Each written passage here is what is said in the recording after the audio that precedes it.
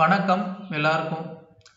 இன்னைக்கு நம்ம பார்க்க போற முக்கியமான கரண்ட் அஃபேர்ஸ் 3 விஷயங்கள். ஃபர்ஸ்ட் பார்த்தீங்கன்னா ஒரு சோகமான ஒரு செய்தி. நம்மளுடைய சாகித்ய அகாடமி விருது பெற்ற எழுத்தாளர் திரு பூமணி அவர்கள் காலமாயிருக்கிறார்.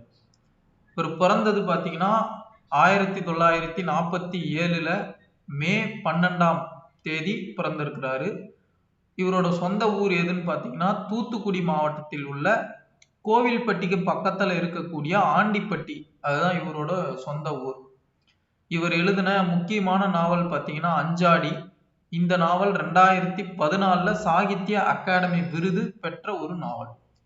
ஸோ வேற இவரை பத்தி என்ன சொல்லணும் அப்படின்னா, கரிசல் மண் பத்தின எழுத்தாளர்கள்ல ஒரு முக்கியமான எழுத்தாளரா இருந்தவர் பூமணி.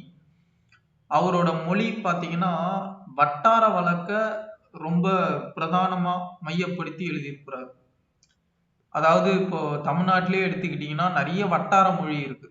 சில சொற்களை ப்ரொனவுன்ஸ் பண்ற விதம் ஒவ்வொரு டிஸ்ட்ரிக்ட்டுக்கும் மாறுபடும். தமிழ்நாட்டுல 38 மாவட்டம் இருக்கு. ஒவ்வொரு டிஸ்ட்ரிக்ட்டுக்கும் ஒரு ப்ரொனவுன்சியேஷன் வேரியேஷன் இருக்கு. ஸோ இந்த வட்டார வழக்க கேப்சர் பண்ணி நாவலை எழுதுறதுல ஒரு வித்தகரா இருந்தவர் தான் திரு பூமணி அவர்கள். அவர் எழுதின வெக்கை அப்படிங்கிற அந்த நாவல் 1981ஆம் ஆண்டு எழுதின வெக்கை அப்படிங்கிற நாவலை தான் நம்முடைய டைரக்டர் வெற்றிமாறன் அவர்கள் அசுரன் அப்படிங்கிற ஒரு படமா எடுத்திருப்பாங்க. அந்த படம் கூட ரொம்ப சூப்பர் ஹிட்டான படம். நீங்க கேள்விப்பட்டிருப்பீங்க, கண்டிப்பா அதை பத்தி கேள்விப்பட்டிருப்பீங்க. ஸோ அது அந்த படத்தை வச்சுதான் ஆக்சுவலா இவர் பிரபலமானார். பட் அந்த அந்த படம் எடுக்கப்பட்ட அந்த நாவலை விட சிறப்பான நிறைய நாவல்களை எழுதியிருக்கிறார். குறிப்பா சொல்லணும்னா அந்த அஞ்சாடி நாவலே மிகச்சிறந்த ஒரு நாவல். அது பாத்தீங்கன்னா சவுத் சைட்ல இருக்கக்கூடிய சாதிய பிரச்சனைகள், ஒரு ஜாதி கலவரத்தை கள ஆய்வு செஞ்சு அந்த ஜாதி கலவரத்திலையும் எப்படி நட்பு ஒண்ணு உருவாகுது அப்படின்னு சொல்லி மனித உணர்வுகள் பத்தின ஒரு பிரதிபலிப்பா அந்த நாவல் இருக்கும். நீங்க வாய்ப்பு கிடைக்குது அப்படின்னா எக்ஸாம் படிக்கிற டைம் போக மற்ற டைம்ல இந்த நாவலை நீங்க படிச்சு பார்க்கலாம். ஓகே, அடுத்து பாத்தீங்கன்னா ஜல் ஜீவன் மிஷன். நம்ம தினமும் ஒரு ஸ்கீம் பத்தி பார்த்துட்டு வரோம். அந்த அடிப்படையில இன்னைக்கு நம்ம பார்க்க போற scheme Jal Jeevan mission. So இந்த ஜல் ஜீவன் மிஷன்ல என்ன சொல்ல வராங்க அப்படின்னா, முதல்ல அதோட பேக்ரவுண்டை பார்த்துருவோம். ஸோ இந்த மிஷனுக்கு முன்னாடி இது லான்ச் பண்ணது 2019 ஆகஸ்ட் 15 சுதந்திர தினத்தன்னைக்கு நம்முடைய பிரதமர் ஜல் ஜீவன் மிஷனை லான்ச் பண்றாரு. இந்த மிஷன் லான்ச் ஆகிறதுக்கு முன்னாடி பாத்தீங்கன்னா தண்ணி எடுக்கிறது அப்படிங்கிறது ஒரு அன்றாட வேலையாயிரும். கிராமப்புறத்துல இருக்கக்கூடிய பெண்களுக்கு தண்ணி எடுக்கிறது, இப்ப சிட்டில நீங்க இருக்கிறீங்க, உங்களுக்கு கார்பரேஷன் வாட்டர் வந்துருது, நீங்க உங்களோட ரெகுலர் யூஸ்க்கு போர் போட்டிருப்பீங்க. சிட்டில அபார்ட்மெண்ட்ஸ்ல போர் இருக்கும். அதுல இருந்து கிரவுண்ட் வாட்டரை எக்ஸ்ட்ராக்ட் பண்ணி நீங்க குளிக்கிறது இதுக்கெல்லாம் யூஸ் பண்ணிக்குவீங்க. அதே கிரவுண்ட் வாட்டரை எக்ஸ்ட்ராக்ட் பண்ணி ஆர்ஓ போட்டு வீட்லயே ஆர்ஓ குடி தண்ணிக்கு ஆர்ஓவும் யூஸ் பண்ணிக்குவீங்க.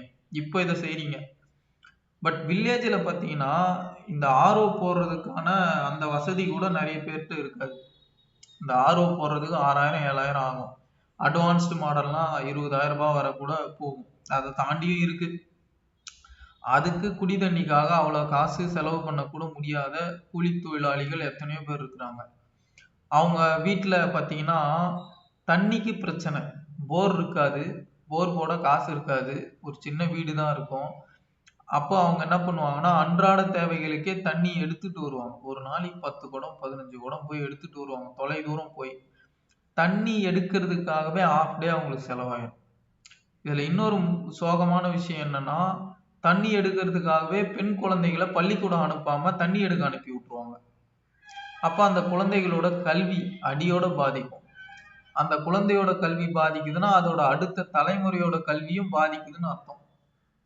ஒரு பெண் தான் தன்னோட அடுத்த தலைமுறைய வீட்டுல கத்து கொடுப்பாங்க, பாடம் சொல்லி கொடுத்து அடுத்த தலைமுறைய கல்வியை நோக்கி கொண்டு போறதே பெண்கள் தான். அப்ப அவங்க படிக்க முடியல, தண்ணி எடுக்க போயிடுறாங்க அப்படின்னா அவங்களோட அடுத்த தலைமுறையும் இந்த லூப்புக்குள்ள அப்படியே மாட்டிக்கும். இவங்க படிக்க முடியாது, தண்ணி எடுத்து இவங்களாலையும் படிக்க முடியாது, படிப்போட முக்கியத்துவம் உணராதனால அடுத்த தலைமுறையும் இவங்க கரெக்டாக கல்வி கொண்டு போய் சேர்க்க முடியாத ஒரு சூழ்நிலையில தள்ளப்பட்டுருவாங்க. ஸோ அப்போ இதையெல்லாம் தடுக்கணும். குறிப்பாக இதில் பெண்கள் நலன் ரொம்ப முக்கியம். அதுக்காக தான் இந்த மிஷன் கொண்டு வந்தாங்க.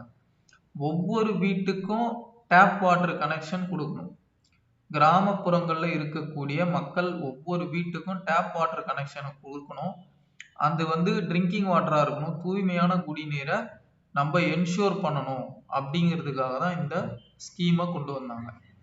ஸோ இது யாரு இந்த ஸ்கீமை ரன் பண்றா அப்படின்னு பார்த்தீங்கன்னா, மினிஸ்ட்ரி ஆஃப் ஜல் சக்தி அமைச்சகம் தான் இந்த ஸ்கீமை ரன் பண்ண போகுது. இதுக்குன்னு தனி அமைச்சகம், குடி தண்ணீரை இன்ஷூர் பண்ணுங்கிறதுக்காக ஒரு தனி அமைச்சகத்தை ஃபார்ம் பண்ணி அதோட ஃபிளாக்ஷிப் ஸ்கீமா இந்த ஸ்கீம் இருக்கு. இந்த ஸ்கீமோட ஸ்பான்சர் யாருன்னு கேட்டிங்கன்னா மத்திய அரசு தான். மத்திய அரசும் மாநில அரசும் ஒன்னா சேர்ந்து ஃபண்டை ஷேர் பண்ணிக்குவாங்க. அவங்க 60 ரூபாய் கொடுத்தாங்கன்னா இவங்க 40 ரூபாய், மாநில அரசு 40 ரூபாய். ஸோ இப்படி பங்கீட்டில் இந்த ஸ்கீம் ரன் ஆகும். நம்ம நேற்று ஒரு ஸ்கீம் பார்த்துருப்போம், உஜ்வாலா யோஜனா. நேற்று கிளாஸ் பார்த்தவங்களுக்கு தெரியும், பார்க்காதவங்க கிளாஸ் அட்டன் பண்ணி பாருங்க, ரெக்கார்டு யூடியூப்ல இருக்கும், போய் செக் பண்ணி பாருங்க.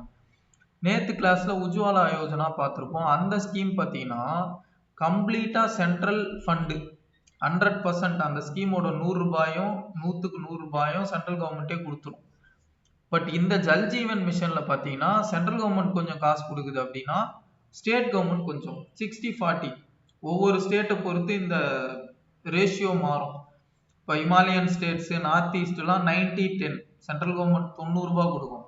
அந்த இமாலயன் ஸ்டேட்ஸ், நார்த் ஈஸ்ட் எல்லாம் வெறும் 10 ரூபாய் கொடுத்தா போதும். ஸோ இந்த மாதிரி இருக்கும். ஸோ இப்படியான ஃபண்டிங் அமைப்பில் இந்த ஸ்கீமை ரன் பண்ண போகிறாங்க. ஒவ்வொரு வீட்டுக்கும், கிராமப்புறங்களில் இருக்கக்கூடிய ஒவ்வொரு வீட்டுக்கும் டேப் வாட்டர் கனெக்ஷன் கொடுக்கறது தான் ஸ்கீமோட நோக்கம். ஸோ இது ஒரு முக்கியமான கரண்ட் அஃபேர்ஸ் இன்னைக்கு. ஸ்கீம் அடிப்படையில் இது ரொம்ப முக்கியம். ஏன்னா உங்களுக்கு டிஎன்பிசி சிலபஸில் பார்த்தீங்கன்னா schemes, economic and Tamil Nadu development administration, இந்த டாபிக் எல்லாம் பார்த்தீங்கன்னா ஸ்கீம்ஸ் நிறைய கேட்பான். அதில் 40 கொஸ்டின் என்னவோ வருது டிஎன்பிசி குரூப் 1க்கு. அதில் நிறைய 15லேருந்து 20 கொஸ்டின் ஸ்கீமே தான் கேட்பாங்க. அதுலேயும் 10 கொஸ்டின் சென்ட்ரல் கவர்மெண்ட் ஸ்கீமே இருக்கும். அதனால தான் டெய்லி நம்ம ஒரு ஸ்கீமை பார்த்துட்டு வரோம். மேலே நம்ம பூமணியை பற்றி பார்த்துருப்போம். அது ஏன் பார்த்தோம் அப்படின்னா பர்சனாலிட்டிஸ்ன்னு ஒரு வேர்டு உங்கள் சிலபஸில் கொடுத்துருப்போம், அதனால தான் பார்க்குறோம். அதே மாதிரி அப்பாயின்மெண்ட்ஸ்ன்னு கொடுத்துருப்பாங்க, அதனால தான் இந்த 3வது கரண்ட் அஃபேர். இது ஒரு பொலிட்டிக்கல் அப்பாயின்மெண்ட் தான், இருந்தாலும் தெரிஞ்சுங்க. சப்போஸ் கேட்டா, இது கேட்கறதுக்கு சான்ஸ் ரொம்ப கம்மி, இருந்தாலும் சப்போஸுக்கு இதை படித்து வச்சுக்கிறது நல்லது.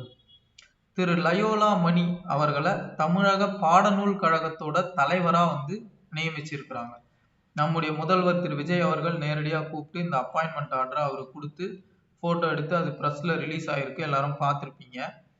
ஸோ இந்த லயோலா மணி அவர்கள் அரசியல் கட்சியை சேர்ந்தவர், தாவேகாவோட ஒரு ஆக்டிவான மெம்பர். அதனால மோஸ்ட்லி பொலிட்டிக்கல் அப்பாயின்மெண்ட்ஸ், இந்த மாதிரி அப்பாயின்மெண்ட்ஸ் எல்லாம் கேட்கறதுக்கு வாய்ப்பு குறைவு தான். கான்ஸ்டியூஷனல் அப்பாயின்மெண்ட்ஸ் தான் அதிகமாக கேட்பாங்க. எலெக்ஷன் கமிஷனர் யாரு, supreme court judge, chief justice யாரு, பிரசிடென்ட் எதாவது மாற்றிருந்தா கேட்பாங்க, வைஸ் பிரசிடென்ட் கேட்பாங்க, நம்ம பார்லிமெண்ட்டோட ஸ்பீக்கர் யாரு, இந்த மாதிரி முக்கியமான கான்ஸ்டியூஷனல் அப்பாயின்மெண்ட்ஸ், கேகு, யூபிஎஸ்சி சேர்மனு, அப்புறம் NCBC national commission for backward class chairman, NCSC NCST chairman, இந்த மாதிரி இம்பார்ட்டன்ட் அப்பாயின்மெண்ட்ஸ் தான் கேட்பாங்க. இது ஜஸ்ட் ஒரு ஃபேக்டா தெரிஞ்சு வச்சுக்கோங்க. மேலே இருக்கிற 2 ஃபேக்டும் ரொம்ப இம்பார்ட்டன்ட். நம்ம ரைட்டர் பூமணியை பற்றி தெரிஞ்சிருக்கணும். அவர் நம்மளோட சொத்து மாதிரி, அந்த எழுத்தாளர். நம்மளோட சொத்து போனால் எப்படி இருக்கும், அப்படிதான் அவர் போனது. அதனால அதை கண்டிப்பாக தெரிஞ்சுக்கணும். 2வது ஸ்கீம் கண்டிப்பாக தெரிஞ்சுக்கணும். 3வது ஜஸ்ட் ஒரு ஓவர் வியூ பார்த்து வச்சுக்கோங்க. ஓகே, இந்த இடத்துக்கு இவர் அப்பாயின்ட் பண்ணியிருக்காங்க அப்படின்னு மட்டும் பார்த்துக்கோங்க. இந்த மாதிரி ரெகுலராக கரண்ட் அஃபேர்ஸ் கிளாஸ் நம்ம சேனலில் நடக்கும். இதை ரெகுலராக ஃபாலோ பண்ணிக்கோங்க. தேங்க்யூ. ரெகுலராக வேணுங்கிறவங்க சப்ஸ்கிரைபும் பண்ணி வச்சுக்கோங்க. தேங்க்யூ.